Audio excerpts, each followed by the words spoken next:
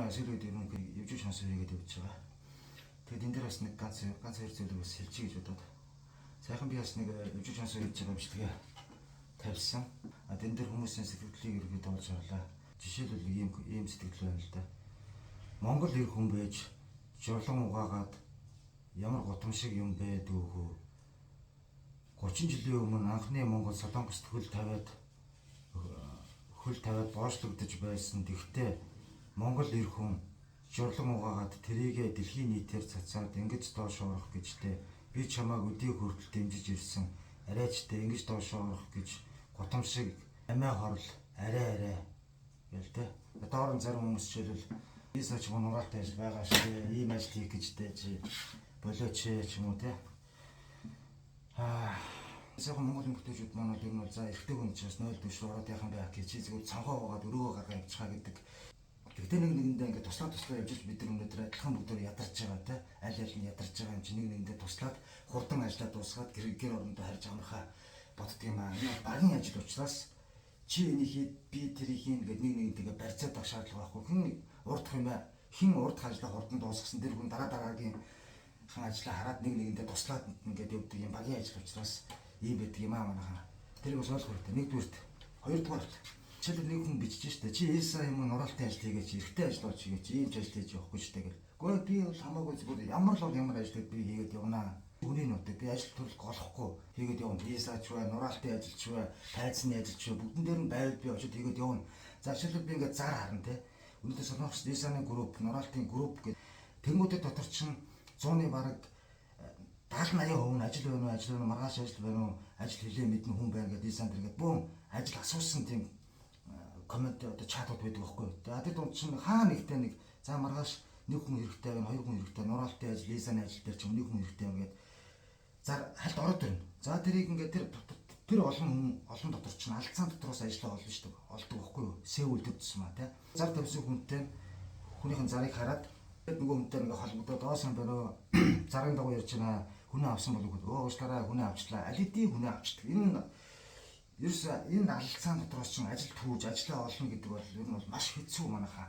Хин одоо өнөөдөр те уцаа харж байгаа дөнгөж ажил донгод ороод ирэнгууд нь хэдхэн секундын дотор тэр ажлыг гясл барьж аваад нөгөө хүнтэй холбогдоод ажиллаа барихгүй бол тэгэл нэг хэдэн секундын дараа бараг минутын дараа хэд нөгөө ажил нь аль хэдийн хүнээ олцсон хүнээ авчлаа гэдэг. Энэ алалцаан дотроос чинь ажиллаа түүж олно ажиллана гэдэг өнөөдөр ажилтаа байх ажилгүй байх гэдэг чинь ажил олно гэдэг хэцүү манайхаа. Тийм сэвэл тийм амар биш байхгүй ажил олно гэдэг байнгын одоо ингээд саамжлаас ажил төрөл гардггүй бол ажлыг зараар ингэж олж ажил гарна гэдэг бол ажилтаа өдрөөс ажилгүй өдрүүд нь олон байдаг. Ийм байдаг учраас өнөөдөр ажил болохгүй ажил тийм дэлбэг одоо олцтой байхгүй байгаа учраас сүүлийн үед бид нар чинь Солонгост өнөөдөр олдсон ажил юу л олдож ин тэр ажлыг л өнөөдөр ажил болохгүй хийж салин үсийн элдааны болохгүй одоо ажиллахаас сонголт байхгүй байна. Яг Солонгосын амьдрал дээр яг өнөөдөр бодит амьдрал дээр бол тийм байна манайх. Эсвэл би бас таах нэг юм лээ. Би бас сошиалтай тодорхой хэмжээний бичлэг ингэж хийдэг хүн тийм үү. Заримдаа надад ажил янз бүрийн ингээд ажлын санал орж ирдэг. Би бас хүмүүсийн барилгын ажил дээр ч юм уу, нураалтын ажил дээр ч юм уу таньдаг хүмүүс надад ажил байна хүн байна уу гэхэд би хооронд нь мачаад ингээд бас хүн амтан ч гэсэн ажил ороод ирсэн үед нь тухайн үед нь би зар тавиад хүмүүсийг ажил төрөлд мачиж оруулж өгдөг. Тэрнийхээ яриад би нэг бол бохор агаар ч юм уу мөнгө олохыг бас бодож болно шүү дээ. Над тийм боломж нь байгаа юу гэж байж болно тийм үү. Юу гэхээр жишээлбэл би нэг хүнийг ажил төрөлд одоо хөдөө барилга дээр ч юм ажлын санд ороод бид тэр хүнийг хөдөө ажил барилга дээр мачтаа би хаалтны мөнгөд би 100-150 мянган вон ч юм тэр хүнээс нэг хүнээс юм уу би 100-150 мянган воны хаалт аваад ч юм уу.